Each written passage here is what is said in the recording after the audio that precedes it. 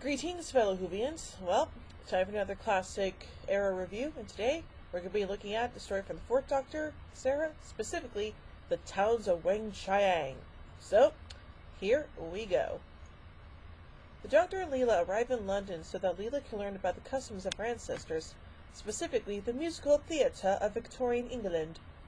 Performing at the Palace Theatre on an extended run is stage magician Li Sen-Chang, although the Doctor did hope to catch Little Titch.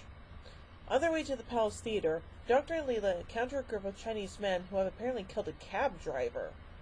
They attempt to silence the Doctor and Leela, but are frightened away by the distant whistle of an approaching policeman. All but one escape, and he, the Doctor, and Leela are taken to the police station. At the station, Li Sen-Chang is called to act as an interpreter, but unbeknownst to everyone, he is the leader of the group, and he secretly gives the captive henchman a pill of concentrated scorpion venom, which the henchman takes immediately and dies. The Doctor, upon a brief examination of the body, finds a scorpion tattoo, the symbol of the tongue of the black scorpion, devout followers of the ancient god, Weng-Chiang. Dun dun dun! The body is taken to a local mortuary, along with the body of the cabbie, which had just been found floating in the river. There they meet Professor Lightfoot, who is performing the autopsies. The cabbie is Joseph Bowler, who had been looking for his wife Emma, the latest in a string of missing women in the area. Bowler had gone down to the Palace Theatre, where he had confronted Chang about his wife's disappearance, threatening to report Chang to the police if she was not returned to him. Chang, fearful of discovery, had sent his men, including the diminutive Mr. Sin, to kill Bowler.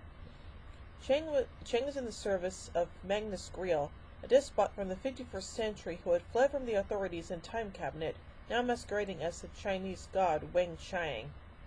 The technology of the cabinet is based on Sigma energy, which is unstable and had disrupted Greel's own DNA, deforming him horribly. Ugh. This forces him to drain the life essences from young women to keep himself alive.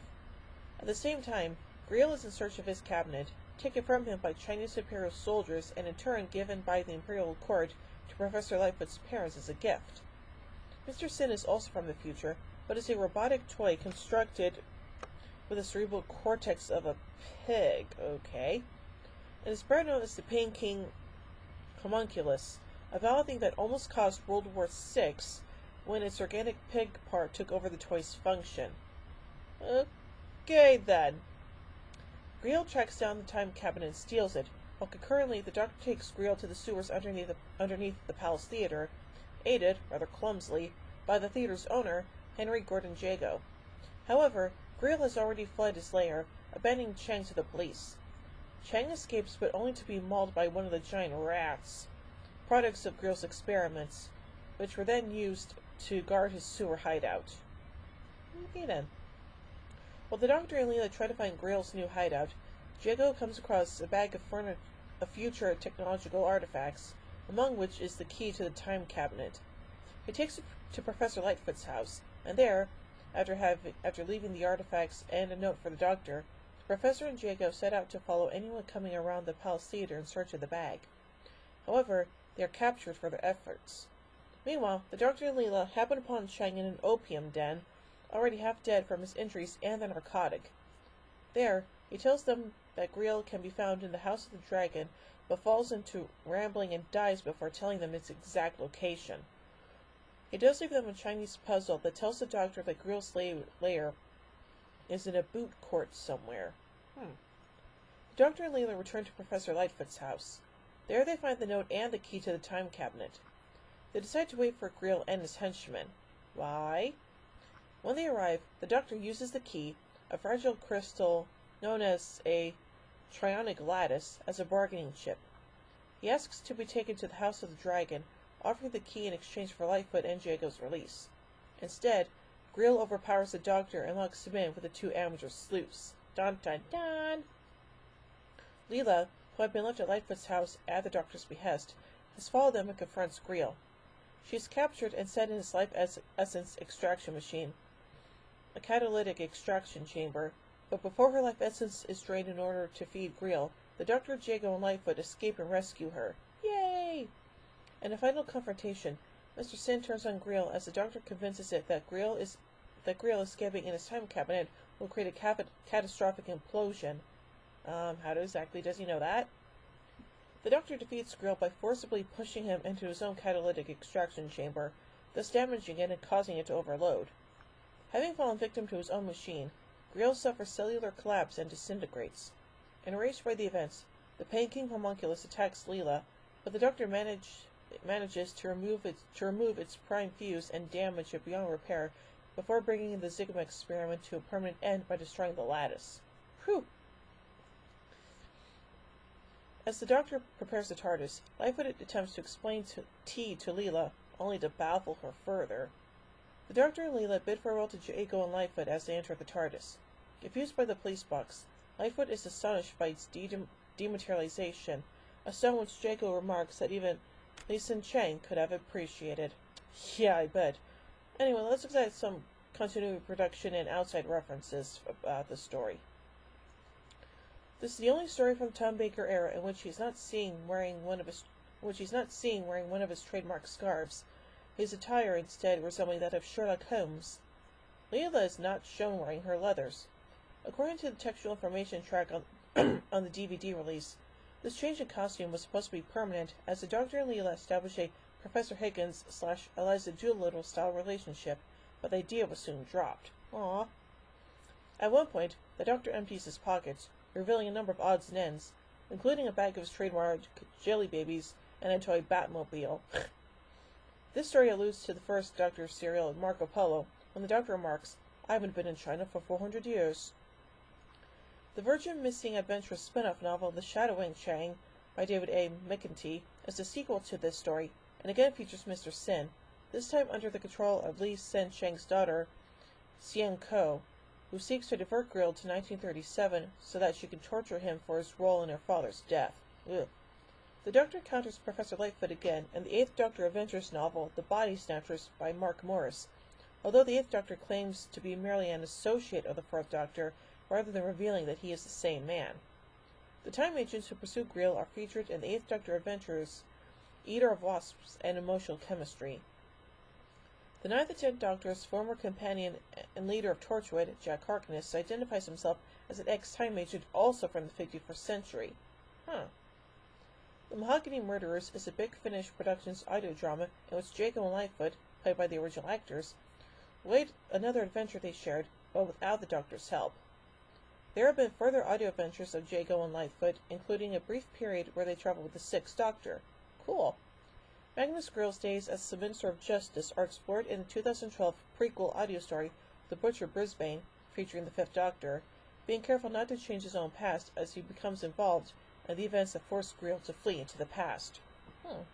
Interesting.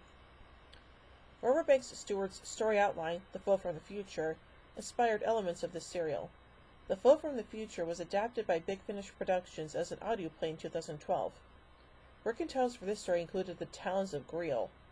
This was the final Doctor Who story produced by Philip Hinchcliffe. Aww. Hinchcliffe was succeeded by Graham Williams as the series producer, who sat in on this story's production.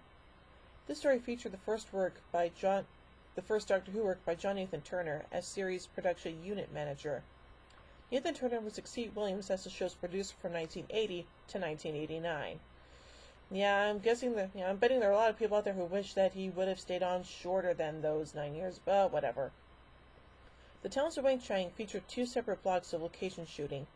As planned, the serial was to have a week of location filming for the exterior footage, which took place at various locations in London, with the majority of the area around Wapping in mid-December 1976, followed by 3 studio recording sessions.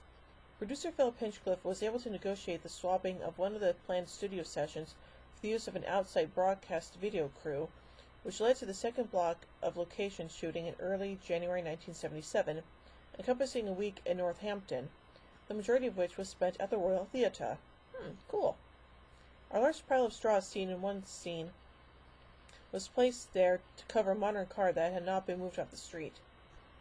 The production team briefly considered giving Jago and Lightfoot their own spin-off series. Well, hey, at least it got audio adventures, so can't argue with that. The production of the serial was featured in the BBC Two documentary, Who's Doctor Who from 1977, presented by Melvyn Bragg, which is part of the art series The Lively Arts, including interviews with Tom Baker, Phil Pinchcliffe, and fans of the series.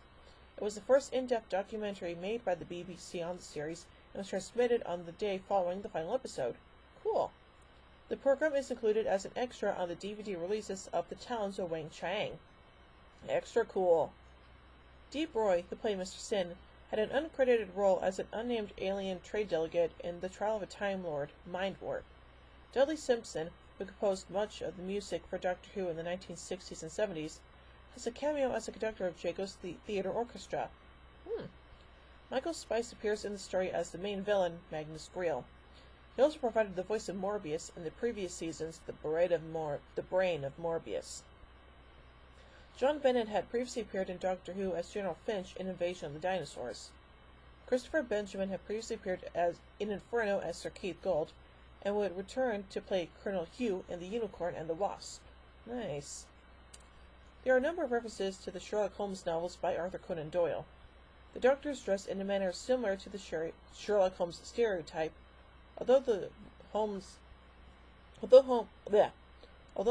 Doyle's stories would never have worn a deerstalk or Inverness cape in town, and uses sayings and mannerisms similar to those of Holmes. Professor Lightfoot is a similar character to Sherlock Holmes' colleague, Dr. Watson, and he has a housekeeper called Mrs. Hudson, the same name as the housekeeper at 221B Baker Street in the Sherlock Holmes novels. At one point, the Doctor says to Lightfoot, "Elementary, my dear Lightfoot." Insofar as Magnus Greel is a hideously deformed character, living beneath a 19th century theater, convinces a performer that he is a spirit rather than a man, the story is also reminiscent of The Phantom of the Opera. When Chang calls the Doctor to the stage, there's a short musical excerpt from Gilbert and Sullivan's The Mikado.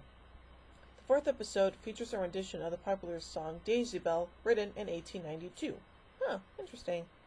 So overall, this is a pretty good story, and it's also a fan favorite, so can't argue with that. So, overall, I give The Talons of Weng-Chiang 5 sonic screwdrivers out of 5. Well, join me next week as we take a look at The Horror of Fang Rock. Anyway, wishing you all a happy Thanksgiving for tomorrow, and until next week, this is Hooving Queen saying, "Oh my giddy aunt, when I say run, run, I've inverse the polarity of the neutron flow. Would you like a jelly baby? Fantastic! Allons-y! Geronimo!" Bow ties are cool, pheasants are cool, and Stetsons are cool.